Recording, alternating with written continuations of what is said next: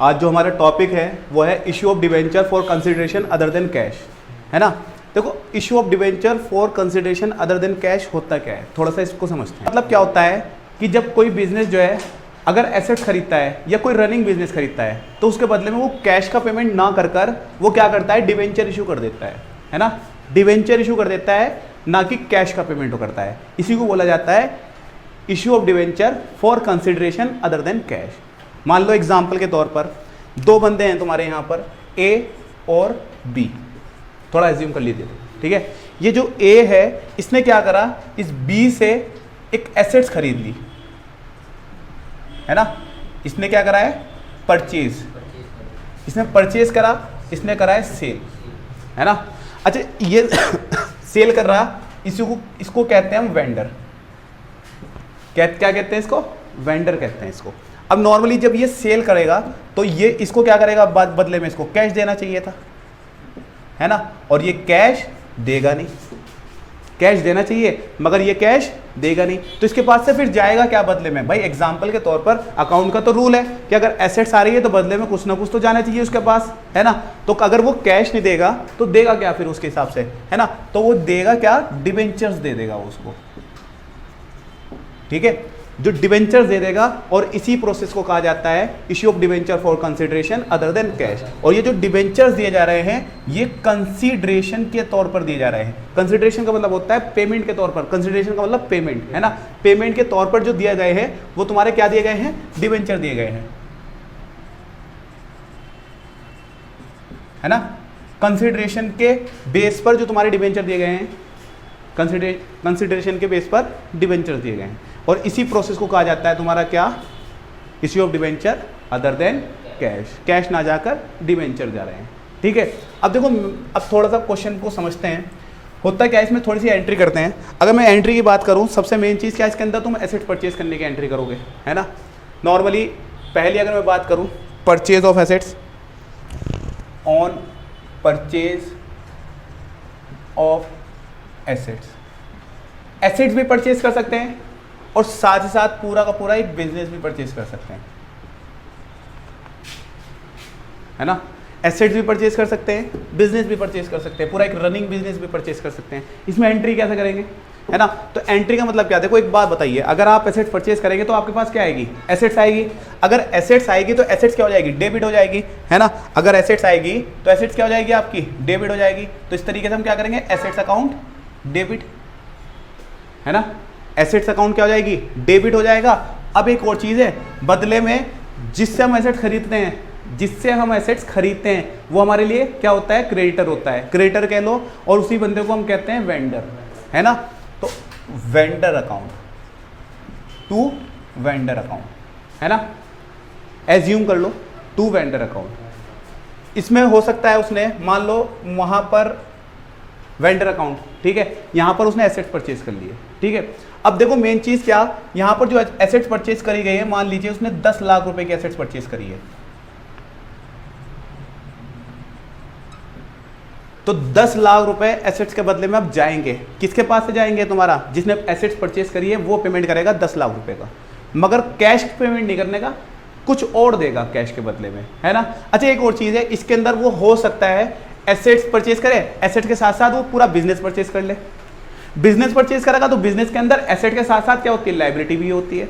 तो होगा क्या, एसेट भी परचेज करेगा, साथ ही साथ लाइबिलिटीज भी आएगी उसके पास, है ना। तो अगर एसेट्स आएगी और लाइबिलिटीज आएगी तो उसमें एंट्री कैसे होगी, है ना। एसेट्स भी आ सकती है और साथ ही साथ लाइबिलिटीज भी आ सकती है, तो उसमें कैसे एंट्री होगी। तो अगर एसेट्स आएगी तो एसेट्स क्या हो जाएगी, डेबिट हो जाएगी।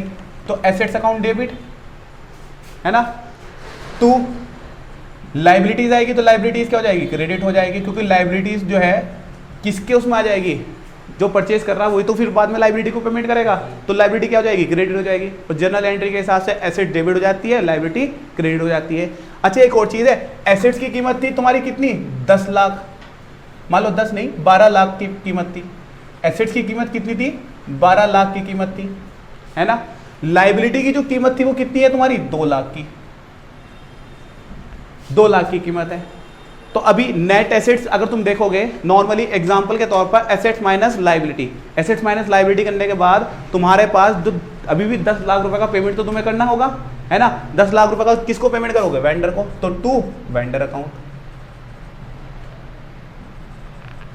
कितने का? 10 लाख का। तो दो सिचुएशन हो सकती है, हो सकता है वो केवल एसेट्स खरीदे, हो सकता है वो पूरा पूरा बिजनेस खरीदे, है ना।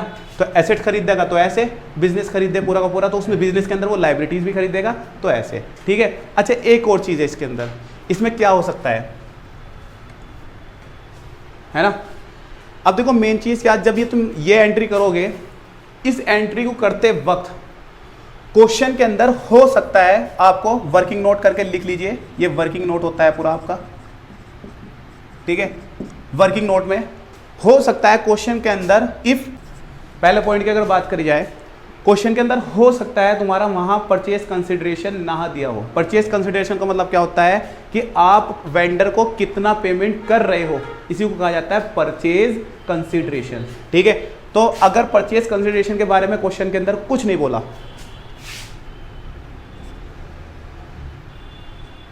If there is no information about purchase consideration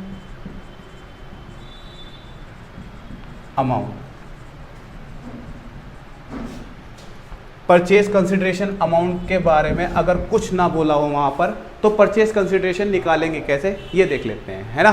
तो नॉर्मली परचेज कंसिडरेशन मैं बता चुका हूँ कि परचेज कंसिडरेशन का मतलब क्या होता है, ऐसा पेमेंट जो तुम वेंडर को पेमेंट जो पेमेंट तुम वेंडर को करते हो, इसी को कहा जाता है परचेज कंसिडरेशन। आ रहा कि नहीं आ रहा सर? अब नॉर्मली एग्जांपल के तौर पर अगर क्वेश्चन के अंदर नहीं बोला तो निकाल लेंगे। निकालने का तरीका क्या है? वही परचेज कंसिडरेशन निकालने का सबसे बढ़िया तरीका क्या है? परचेज कंसिडरेशन में सबसे पहले ये देखो नेट एसेट्स कितनी है ना। नेट एसेट्स निकाल लो। नेट एसेट्स का मतलब क्या? इसमें assets minus liabilities, assets minus liabilities. Assets minus liability का मतलब क्या? मान लो एग्जांपल के तौर पर एसेट्स कितनी है तुम्हारी, ऊपर एग्जांपल दिया मैंने 12 लाख रुपए का, है ना। 12 लाख रुपए की एसेट्स थी, लाइबिलिटी कितनी आपकी इतनी यहाँ पर, ठीक है, 2 लाख रुपए की। इस तरीके से जो नेट एसेट्स तुम्हारी यहाँ बनेगी वो कितनी बन जाएगी तुम्हारी? 10 लाख रुपए की नेट एसेट बन जाएगी। परचेज कंसिडरेशन है नहीं, तो एक बात बताओ, जितनी तुमने एसेट्स परचेज करी होगी, जितनी तुमने प्रॉपर्टी परचेज करी होगी, तो उतना ही तो पेमेंट करोगे। तुमने 12 लाख की भले ही परचेज करी एसेट्स, मगर उसमें से 2 लाख रुपए का तुम्हें लाइबिलिटी का भी तो पेमेंट करना। तो एक्चुअल में जो तुम्हारी अगर नेट एसेट्स की वैल्यू बात करी जाए, तो नेट एसेट जो तुम्हारी बनेगी वो कितनी बनेगी? 10 लाख। तो तुम पेमेंट कितना का करोगे? 10 लाख का। किसको करोगे? वेंडर को करोगे। और वेंडर को करोगे तो यही है तुम्हारा परचेज कंसिडरेशन।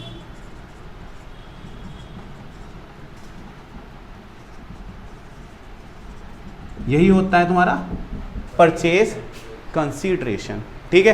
हो सकता है क्वेश्चन के अंदर परचेज कंसिडरेशन की अमाउंट गिवन हो, है ना। तो होगा तो ऐसी सिचुएशन में क्या होगा, यानी दो सिचुएशन हो सकती है, परचेज कंसिडरेशन की अमाउंट गिवन ना हो तो सिंपल है, ये एंट्री हो गई, ठीक है। और अगर परचेज कंसिडरेशन की अमाउंट गिवन है तो फिर वहां निकल कर आता है आपकी, या तो गुडविल निकल कर आएगा या आएगी आपकी कैपिटल रिजर्व, है ना। या तो गुडविल निकल कर आएगी या आएगी आपकी कैपिटल रिजर्व। ऐसी सिचुएशन में अगर क्वेश्चन में परचेज कंसिडरेशन की अमाउंट गिवन है तो, ठीक है, तो ऐसी सिचुएशन में तुम्हारा क्या आ जाएगा, या तो गुडविल निकल कर आएगी या आएगा कैपिटल रिजर्व। तो if there is information about purchase consideration,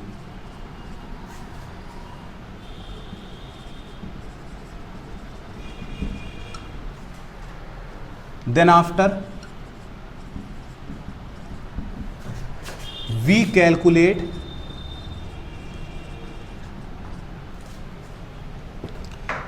goodwill और कैपिटल रिजर्व।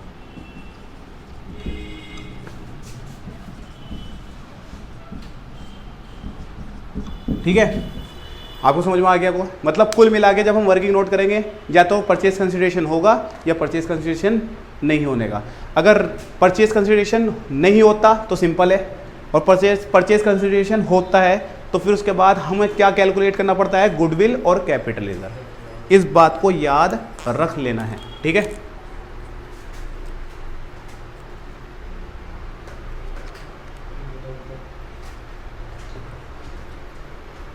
तो इसका मतलब क्या है कि आपको एक बात समझ में आई, दो आपके पास सिचुएशन है। अगर परचेस कंसिडरेशन नहीं है तो नॉर्मल कुल मिला के आपको नॉर्मली जो जितना नेट एसेट्स है वही आपका परचेस कंसिडरेशन हो जाएगा।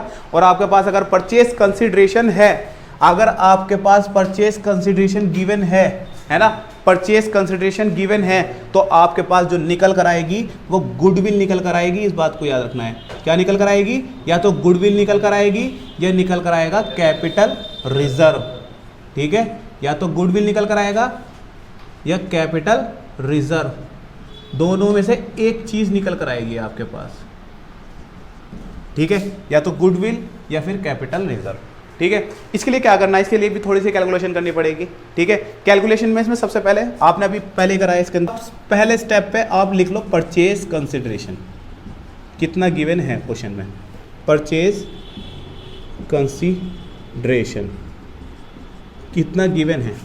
परचेज कंसिडरेशन जितना भी गिवन होगा वो लिख दो यहाँ पर, ठीक है। मान लो क्वेश्चन के अंदर परचेज कंसिडरेशन जो तुम्हारे पास गिवन है यहाँ पर, ठीक है, मान लीजिए 11 लाख रुपए का परचेज कंसिडरेशन आपके पास यहाँ गिवन है, एज्यूम कर लीजिए 11 लाख रुपए का परचेज कंसिडरेशन गिवन है। फिर इसके अलावा क्वेश्चन के अंदर उसने बोला आगे को, ठीक है। फिर इसके बाद दूसरे स्टेप पर आप निकाल लो नेट एसेट्स। क्या निकालना आपको, नेट एसेट निकालो। नेट एसेट्स निकालना तो सिंपल है, assets minus liabilities,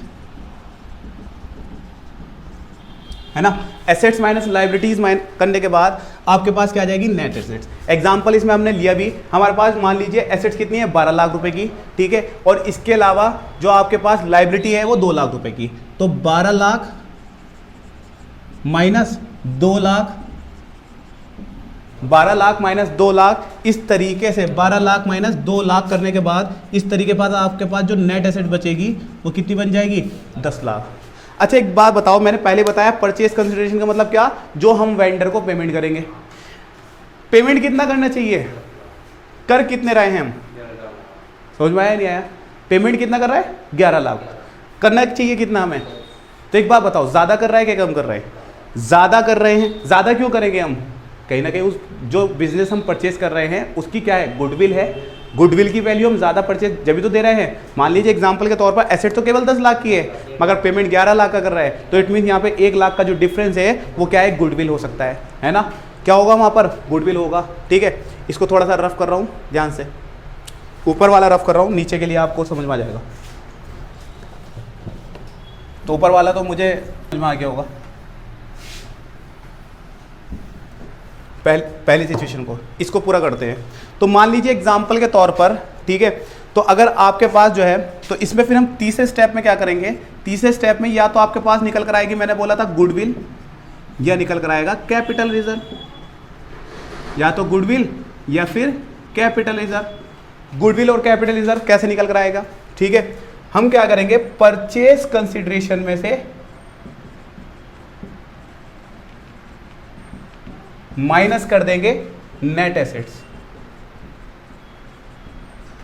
purchase consideration में से नेट एसेट्स माइनस करेंगे, और जो डिफरेंस देखो इसमें नोट करके एक बात लिख लो, नोट कर एक बात लिख लो कि अगर आंसर प्लस में आता है तो प्लस रिप्रेजेंट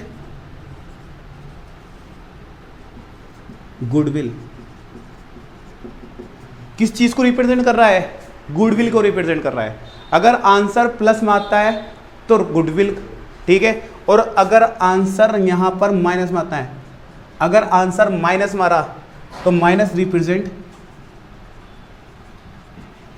कैपिटल रिजर्व। इस बात को याद रखना।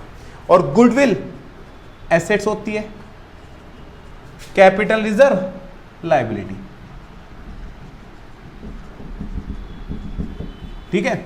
Goodwill assets, capital reserve liabilities होती है, इस बात को याद रखना। तो अब अगर एग्जांपल के तौर पर मान लो सिचुएशन में आपको पता ही है कि आपके पास जो नेट एसेट्स है वो कितनी है, 10 लाख रुपए की। 11 लाख रुपए की आपके पास क्या है, परचेज कंसिडरेशन है। तो 11 lakh minus 10 lakh net assets. इस तरीके से 1 लाख का डिफरेंस आया, और 1 लाख का जो डिफरेंस आया वो प्लस का आ रहा, प्लस का आ रहा तो गुडविल, प्लस का आ रहा है तो गुडविल, ठीक है। और अगर ये आंसर माइनस में आ जाता ना तो कैपिटल रिजर्व। समझ में आया नहीं आया? अगर ये आंसर माइनस में आता तो कैपिटल रिजर्व।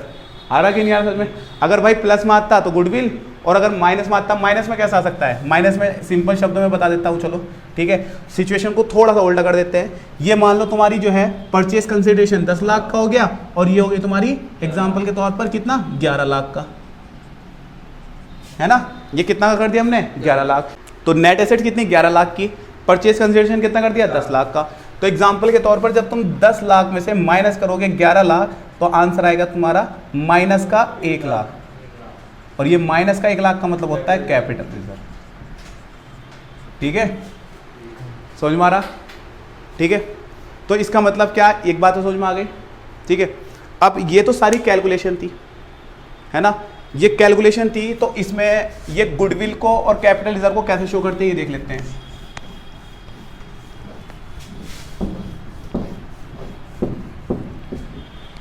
तो पहली सिचुएशन के लिए, मतलब पहले जो हमने वर्किंग नोट में पहला वर्किंग नोट करा था उसके लिए तो सिंपल एंट्री है ना। अगर मान लो वर्किंग नोट का जो दूसरा नोट था तुम्हारा वर्किंग नोट में, जिसमें कैपिटल रिजर्व गिवन था, है ना, कैपिटल रिजर्व गिवन था, तो उस वक्त कैसे एंट्री करेंगे वो देख लेते हैं, है ना। हो सकता है तुम्हारा परचेज कंसिडरेशन गिवन था, तो परचेज कंसिडरेशन जो गिवन था उस वक्त फिर गुडविल निकल कर आएगी या फिर कैपिटल रिजर्व निकल कर आएगा, है ना। तो अगर एग्जांपल के तौर पर गुडविल निकल कर आती है तो गुडविल तो एसेट्स होती है, तो पहली बात तो एसेट्स अकाउंट डेबिट हो जाएगा, गुडविल अकाउंट डेबिट हो जाएगा। गुडविल निकल कर आएगी, इसे बोल देते हैं बैलेंसिंग फिगर, क्योंकि गुडविल एसेट्स होती है इसलिए इसको डेबिट कर दिया। फिर इसके अलावा 2 लाइबिलिटीज अकाउंट, ये तो सब क्वेश्चन के अंदर गिवन है, और 2 हो सकता है कैपिटल रिजर्व निकल कर आ जाए। अगर कैपिटल रिजर्व निकल कर आएगा तो गुडविल निकल कर नहीं आएगा, है ना। तो अगर कैपिटल रिजर्व निकल कर आएगा तो गुडविल निकल कर नहीं आएगा, तो फिर कैपिटल रिजर्व अकाउंट क्या हो जाएगा, क्रेडिट हो जाएगा, क्योंकि कैपिटल रिजर्व मैंने बताया अभी लाइबिलिटी होती है ना। और साथ ही साथ आखिर में वेंडर, वेंडर का नाम तो आएगा ही आएगा, टू वेंडर अकाउंट। सिंपली बात करो तो ये इसकी एंट्री हो सकती है, या तो गुडविल गिवन होगा या फिर कैपिटल रिजर्व निकल कर आएगा। गुडविल आएगा तो डेबिट हो जाएगा, ठीक है, कैपिटल रिजर्व निकल कर आए तो वो क्रेडिट हो जाएगा। बाकी एक चीज आएगी तुम्हारी, इस बात पे रखना, ठीक है। तो हो सकता है केवल कैपिटल रिजर्व निकल कर आए, तो कैपिटल रिजर्व निकल कर आएगा तो एंट्री बनेगी कैसे, ऐसे। और अगर हो सकता है गुडविल निकल कर आए, गुडविल निकल कर आएगा तो एंट्री कैसे बनेगी तुम्हारी, ऐसे बनेगी।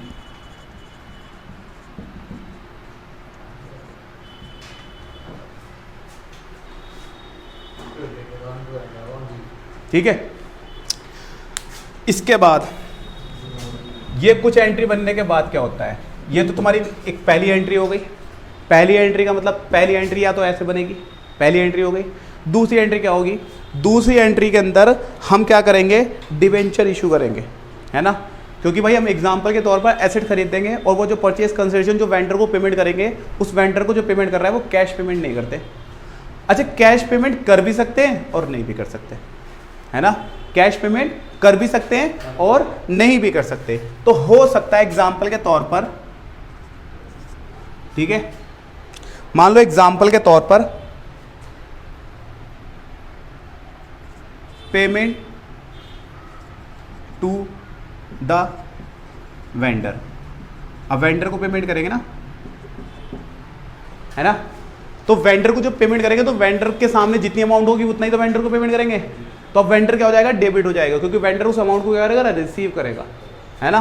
तो इसलिए अब एक और चीज़ है, हो सकता है तुम इसमें भी वेंडर को जो पेमेंट कर सकते हो फॉर कैश, कैश में भी कर सकते हो, ठीक है, और डिबेंचर के जरिए भी कर सकते हो, बाय डिबेंचर। समझ में आ रहा नहीं आ रहा, डिबेंचर के जरिए कर सकते हो। और हो सकता है दोनों के जरिए करो, मतलब कैश भी दे रहे हो, डिबेंचर भी दे रहे हो साथ में। आ रहा कि नहीं आ रहा समझ में, ठीक है। तो देख लेते हैं, वेंडर क्या हो जाएगा, डेबिट हो जाएगा, क्योंकि वेंडर जो भी चीज़ जाएगी वेंडर तो उस चीज़ को क्या करेगा, रिसीव करेगा, तो वेंडर अकाउंट डेबिट है ना, वेंडर अकाउंट क्या हो जाएगा, डेबिट हो जाएगा। 2, वेंडर को मान लो 10 लाख रुपए का पेमेंट करना, तो 10 लाख रुपए में से क्या कर रहे हैं, केवल 3 लाख रुपए तुमने दिए हैं क्या, कैश। कैश का मतलब यहाँ पर तुम चेक दे रहे होंगे, तो 2 बैंक अकाउंट, क्योंकि पैसा तो तुम्हारे पास से जाएगा, तो 3 लाख रुपए का तुमने क्या कर दिया यहाँ पर, पेमेंट कर दिया। आ रहा है कि नहीं आ रहा समझ में? 3 लाख रुपए का पेमेंट करने के बाद बाकी के तुम बदले में क्या दे रहे होंगे, डिबेंचर्स दे रहे होंगे, है ना। आ रहा है कि नहीं आ रहा समझ में? बाकी के बदले में क्या दे रहे होंगे, डिबेंचर। तो 10 में से 3 का पेमेंट कर दिया, बचे कितने, 7 लाख के लिए तुम क्या दे रहे होंगे, डिबेंचर दे रहे होंगे। तो परसेंटेज डिबेंचर्स अकाउंट 7 लाख। आया कि नहीं आया समझ में?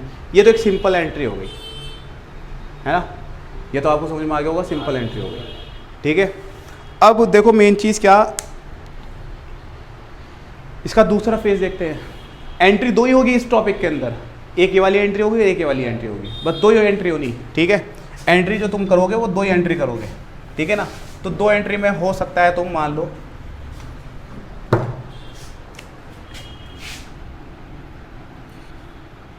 Payment to vendor, payment to vendor by issue of debenture,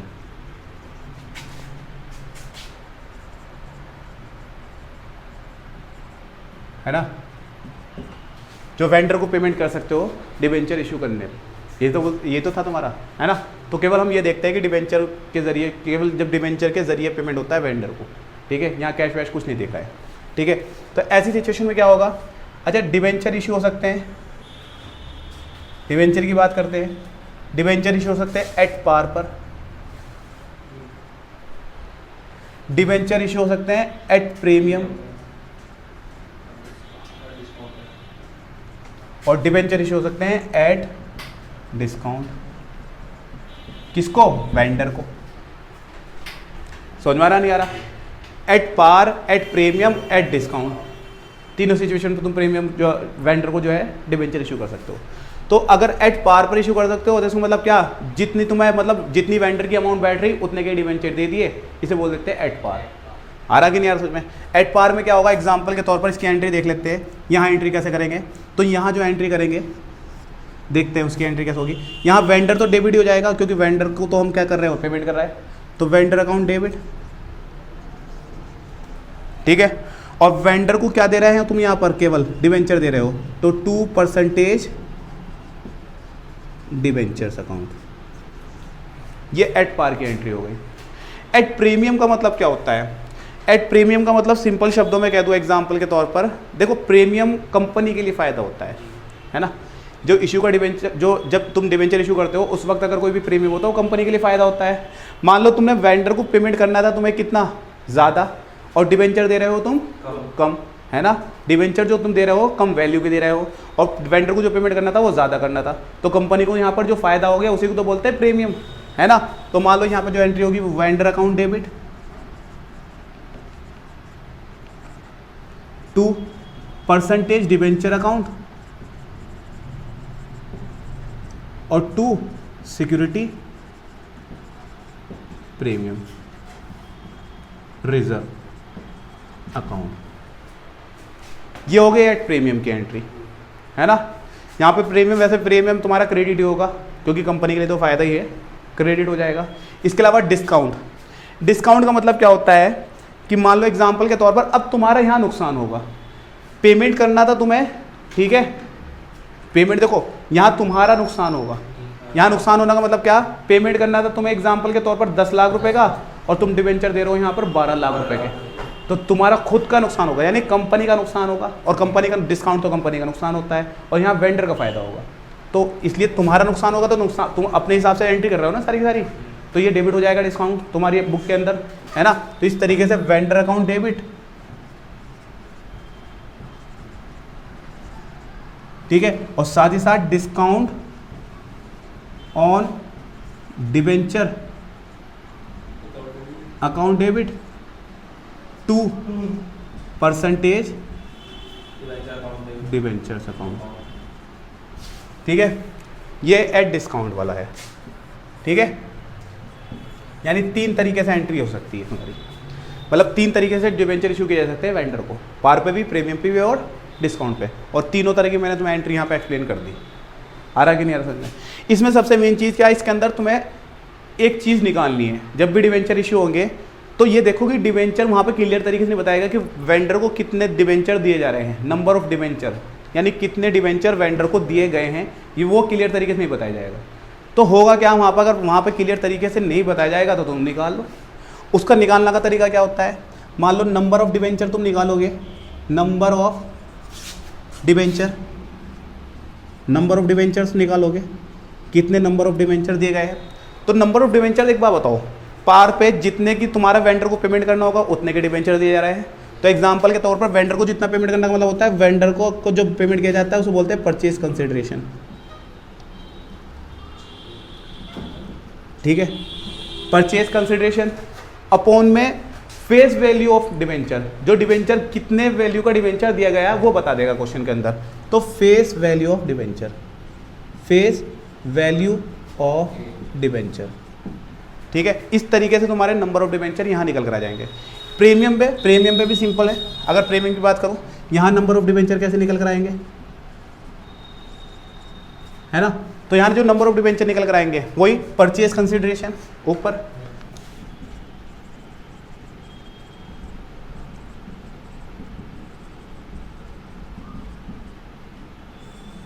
upon में फेस वैल्यू ऑफ डिबेंचर, मगर साथ ही साथ प्रीमियम भी शामिल है, तो डिबेंचर की जो वैल्यू है वो बढ़ जाएगी। तो जो प्रीमियम होगा उसमें क्या हो जाएगा, प्लस हो जाएगा, तो प्लस प्रीमियम। इस तरीके से तुम्हारे इस पे निकल कर आ जाएंगे डिबेंचर, ठीक है, कि कितने डिबेंचर तुमने यहाँ वेंडर को दिए, ठीक है। यहाँ की बात करते हैं डिस्काउंट पे कैसे निकाल लिए। डिस्काउंट पे नंबर ऑफ डिबेंचर, ठीक है, नंबर ऑफ डिबेंचर में वही परचेज कंसिडरेशन,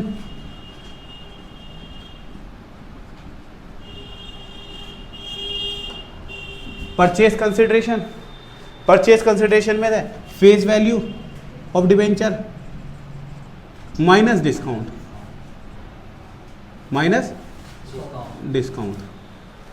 तो इस तरीके से तुम्हारे यहाँ डिबेंचर निकल कर आ जाएंगे, ठीक है।